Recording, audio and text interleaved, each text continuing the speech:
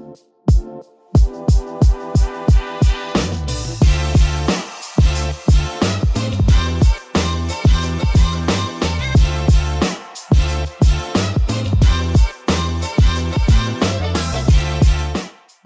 a pleasure to be here with John at the Advertising Club of New York. This is our first Curation Conversations that we're recording in the US. So John, thank you so much for joining me to talk about curation and Adform. Tell me all about yourself. Great. Well, thank you for having me. It's an honor to be here. I currently run the US operations for Adform.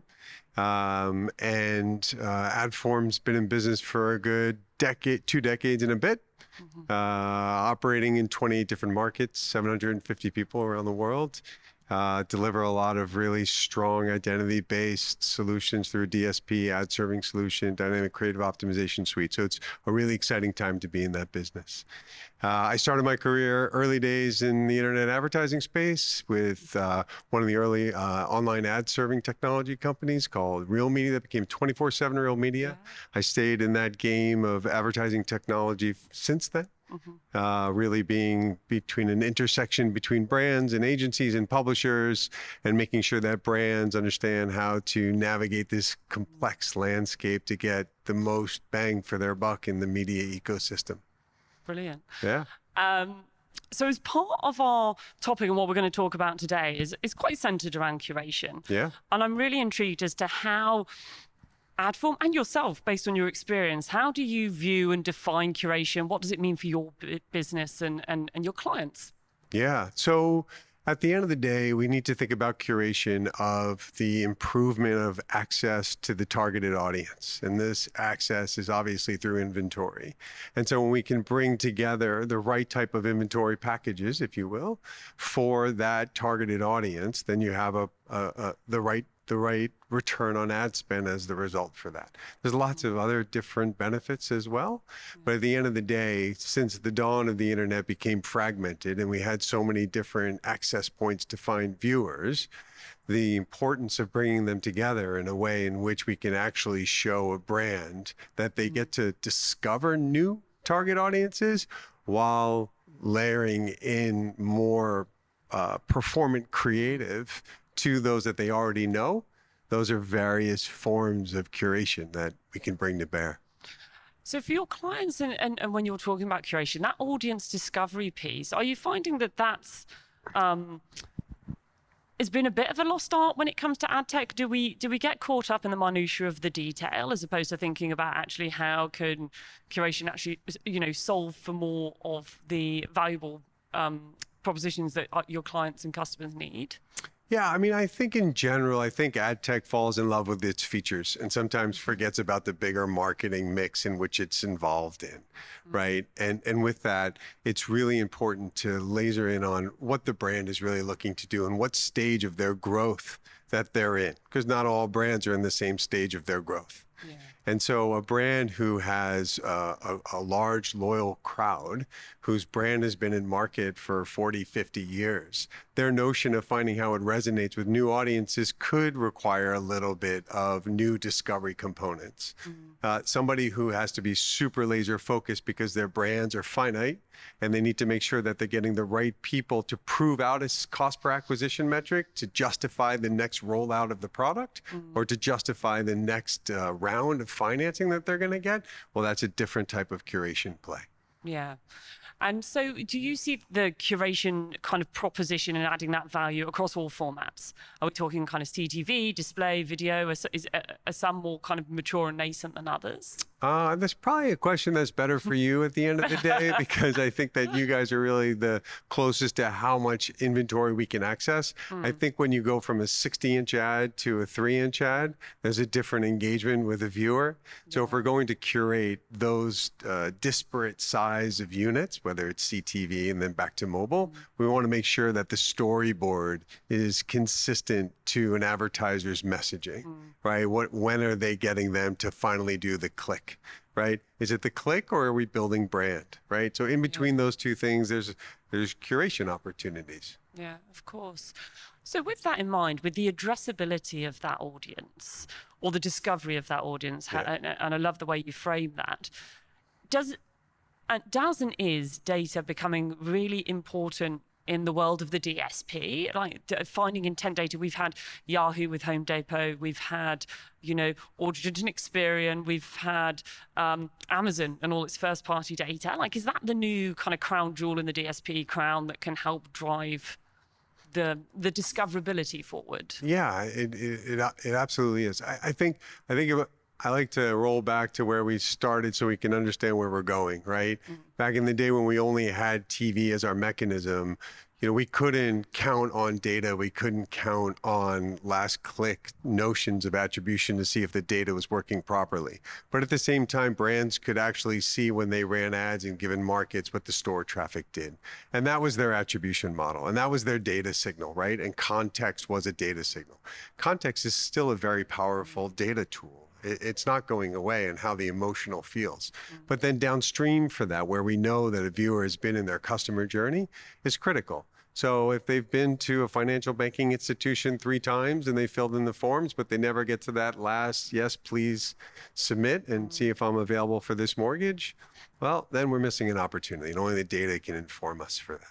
So again, we got to make sure that we know when we're hitting these viewers for the purposes of the brand's relationship to their growth.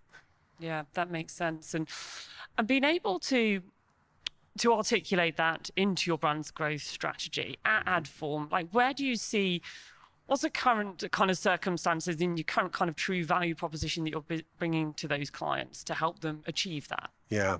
So I'd say that as much as media is fragmented, the identity landscape is fragmented. Yeah. So in today's marketplace, only 60% of the ecosystem is surfing with a cookie. So you have 40% that you're going out trying to find. And in that 40%, there's a disparate ways of trying to identify who's in that bid stream, if you will, in the programmatic world. And so that signal isn't as robust from a one player can deliver all of that. So what Adform's done is basically stitch together all the various bespoke IDs in the bid stream to dedupe for reach. Yeah.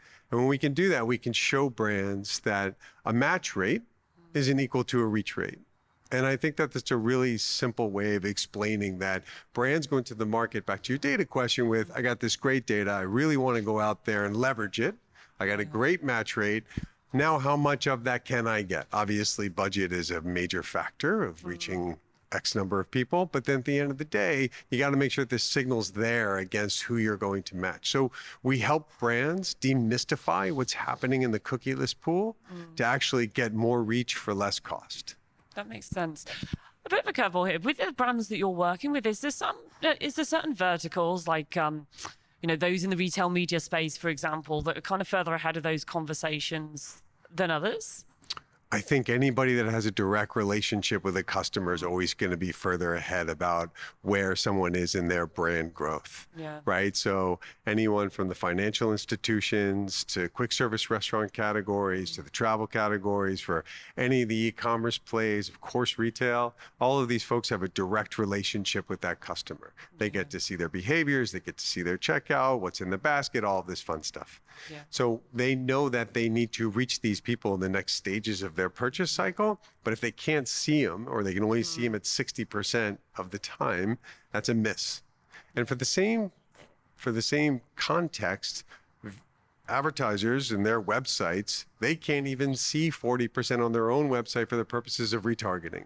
But that's where Martech is playing a big role in helping them understand what's happening there. And soon these two streams will cross. We'll see Martech and AdTech coming together in a way that we can get a more holistic approach of what's going on in the ecosystem. I love that. I think you move into, as you said, that kind of the whole open web, but specific to that individual brand. They're curating, I should say, the quality of which they want to buy their media, the titles they want to appear in, and the audience strategy that they want to apply to that. And as such, you get kind of an individually branded open web that you can... Yeah, it's a good way to say it.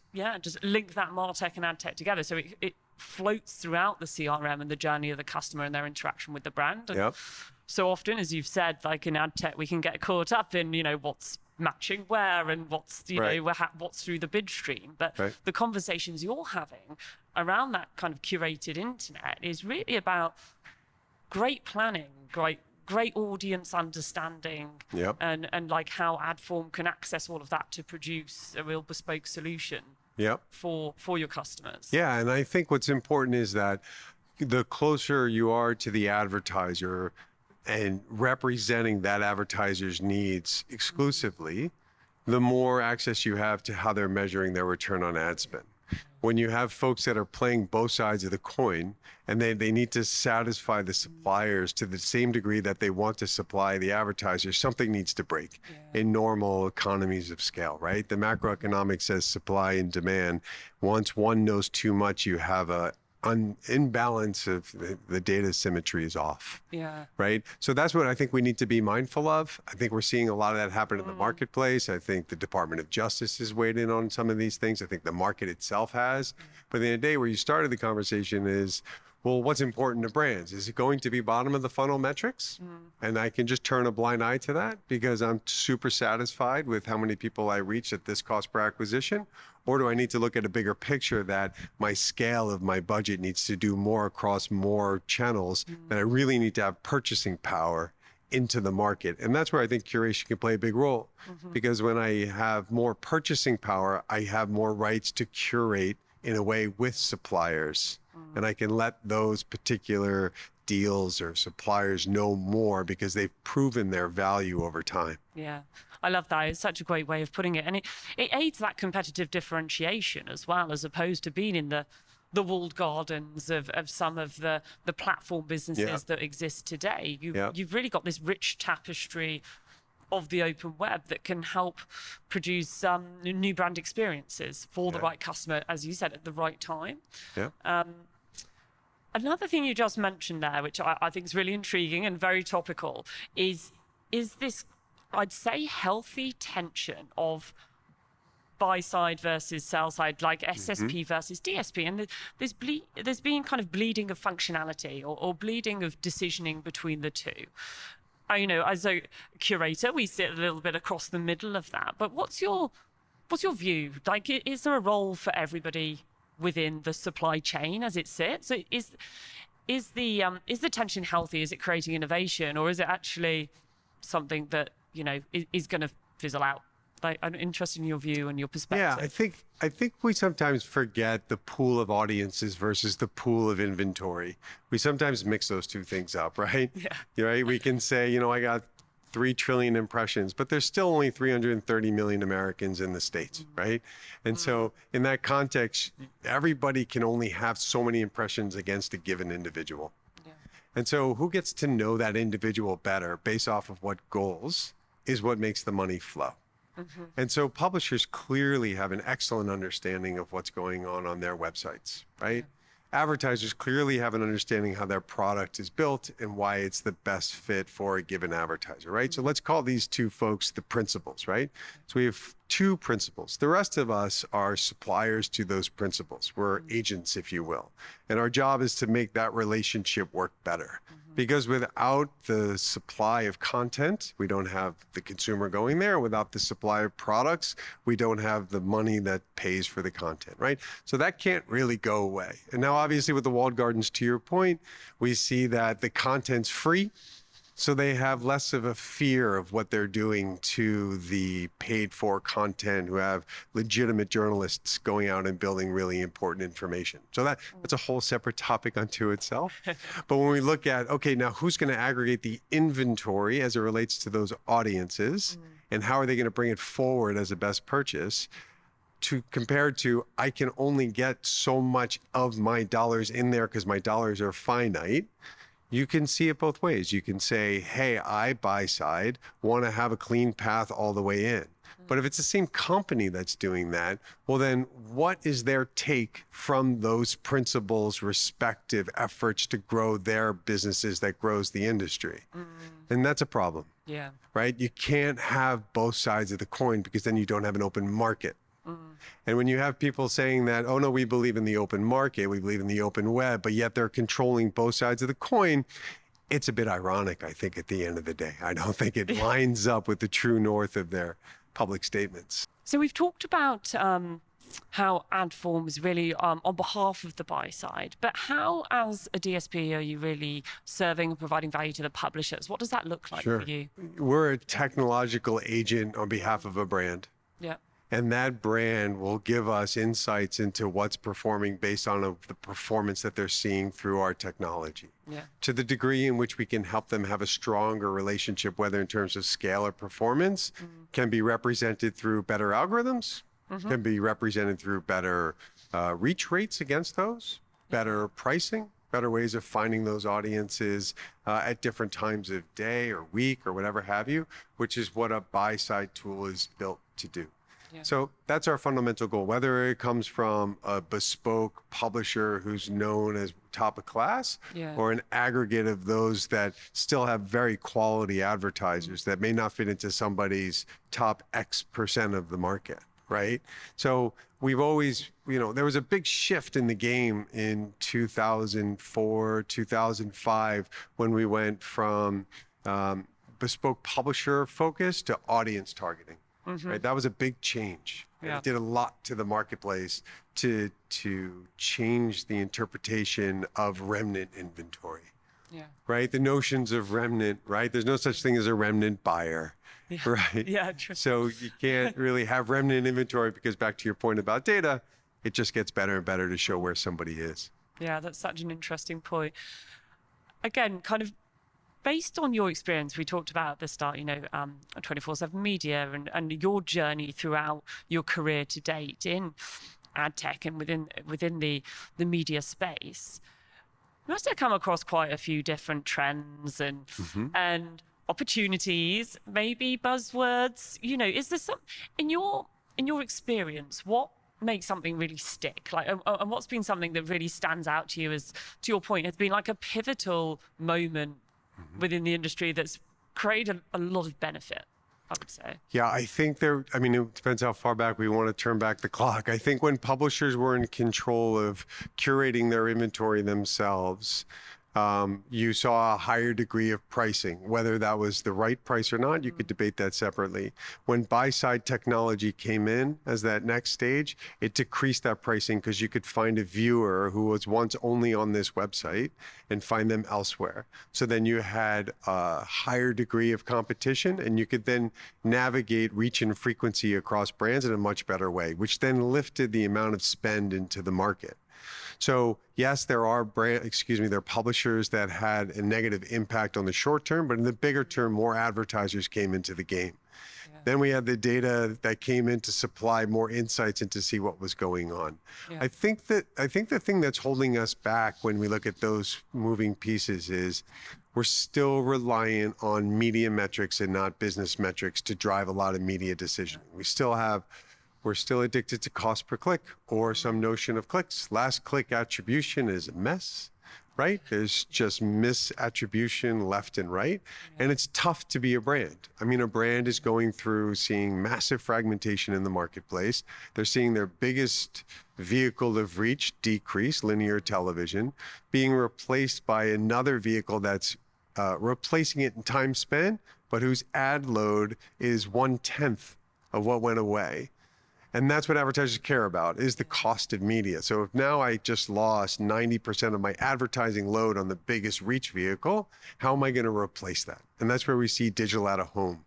So you're going to rise in moving forward, right? Because we need those big screens. We need to create awareness. It's all part of the funnel. Yeah.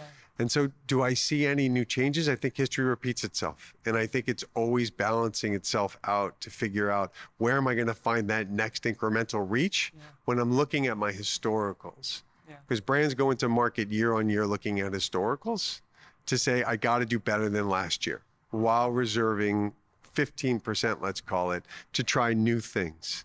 Right? So that 15% is what spawns all these new industries.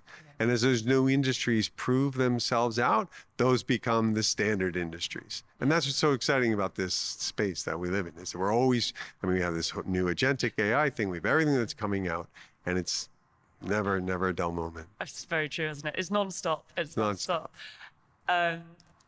we can't have this conversation without the buzz. Well, I say buzzword. I mean, it's a fundamental kind of existential change in all of our lives, whether you're in media or not. Yeah. Which is AI. Yeah. So, from your perspective and your client conversations, and from your business at Adform, like, how are you tackling this as a business strategy, or helping your clients understand it? Yeah, I mean, my gosh, there's so much going on. There's so many use cases for it's a big one. We could be here a while. I think if you were to boil it down, I think I think this quote has been misattributed. I think it's been given to Andy Warhol more often when asked in the 80s what he thought about computers. And he said, computers are stupid. And they said, why do you think they're stupid? And he said, because they only know the answers. And I think AI is in that same spirit. It's only as good as the questions that you're asking AI that's giving us the answers. It's an amazing answer engine, but we need the questions to be appropriate to get to a given goal, right? So that's on us, right? AI is not asking questions unto itself.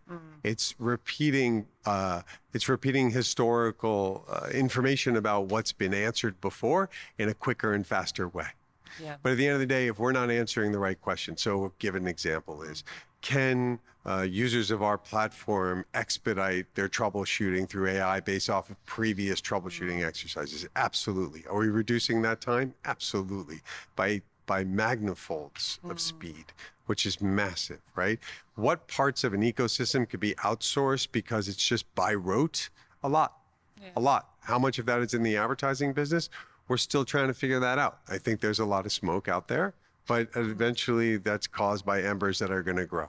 And I really want to see where that's going to go. But I think we need to be careful that we're not just assuming that AI has the right questions to ask about a brand strategy. It's the people that understand that brand, who build the product, who are building the go-to-market strategy, or building the creative, the emotional syntax that they want to make with their customers. That's not really coming from AI. No, that's true. And I think make such good points on that. The ability for AI to help us with that productivity, to go to market faster, to lower barriers to entry. But the AI solving for, to your point, that deficit in awareness and that ability to drive consumerism for brands, because you said that after year on year improvements and performance improvements, is interesting, because we're not always approaching it from we're not always approaching the AI strategy from a growth perspective. We're looking at it from a operation productivity perspective. Do you think there's elements of AI that can help with building growth over time? I do. I think that the last piece of performance is in the speed in which we can adapt creatives to the reaction of customers. I know that Adobe, with their Firefly product, is working very closely through their Adobe suite of products. What they can, obviously, with their history of Photoshop, they're very close to understanding how to build creatives. When they can build that in a way where they have audience understanding, based off of their owned and operated viewpoints of brands, and then they can expedite the build out of the creatives. And I think we're in the very, very, very beginning of those stages.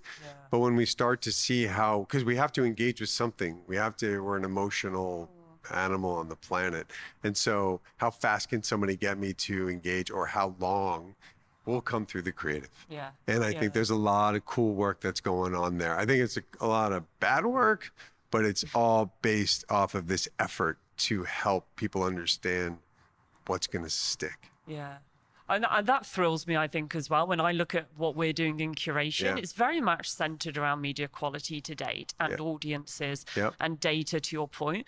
But to be able to include even just creative signaling into the curatable environment is where the power is going to be. Because, that's holding the weight of the customer, the audience, that brand interaction, and therefore driving, as you said, the performance and the ability for brands to grow. So I see that journey of curation we're at this point where there's a lot of noise about it, but we're still pretty nascent in its ability super exciting. Create decisioning. What else excites you? Year ahead, next, 12 months, 5 years, your timeline. What's coming that you think, this has got my interest? What excites me is that the shift of who started in early ad tech and where they've taken the business and where those folks are now landing at brands and agencies, of course, to truly understand the power of the technology. I think we went through a period of time when the buyers weren't as smart as the sellers. And we're still in a point of time where we have monoliths that are controlling a lot of the ecosystem. They are absolutely taking away a lot of pain, right? Because they've made it easy to buy. I swipe my credit card and I can get a couple ads on Meta. I think that's very valuable. I think at the big picture, though, as more brands become literate, and literate sounds too banal of a word, when they really truly become technology enthusiasts and the tools are second nature to them, they'll start to see how they can manipulate the system for their behalf. I think the system hasn't always been in their favor. I think the data's been out of their control, and we're seeing a lot of movement, not necessarily to where brands have to in-house their agency strategy. I don't think that's really, I think there'll always be those brands that want that for the right reasons. But I think you're starting to see more brands have direct relationships with the technology providers so they get access to the data. So they can see the transparency of what's happening in the ecosystem so that they can make better informed decisions. And that's a huge change that's going to have a massive ripple. We can't continue to have these independent intermediaries that truly don't always represent the interests of the principals, which are the brands and the publishers. Yeah, that makes sense. I think to your point, we're seeing the likes of brands really controlling their own destiny and controlling their consumers' experience that to us in ad tech we might see as a data point, but actually that's somebody that's got a loyalty card with a brand that they want to, own that interaction of the brand properties wherever it might be across the open web, as you said, within those walled gardens that are highly valuable, if slightly opaque, should we say, to start with. So having that single view of measurement and audience interaction, I think, is in the right, the realms of what the future needs to look like, so that brands can control where they're placing their next media dollar. Exactly. And at the end of the day, who owns the customer? Is it somebody who built content that drew somebody to that content? Is it somebody that built a product that they wanted, or is it an intermediate technology company? Like, who has the right to own and have a better understanding of that customer? Right? I think the answer is quite evident, but it hasn't played out that way. So what happens when those principles actually get the control? And I think we're going to see the advances of technology and operational productivity we just talked about to make it easier for them to control their destiny. That makes sense. That's a lovely note to end on. I'm really excited. Thank you so much. Thank you for having me. It's been an absolute pleasure, and I feel so educated in what we're doing as a business and excited about where we're going as well. So I really appreciate you spending time here on our first US version it's an of honor. the Curation Conversations. Thank you, John. Thank you, Fern.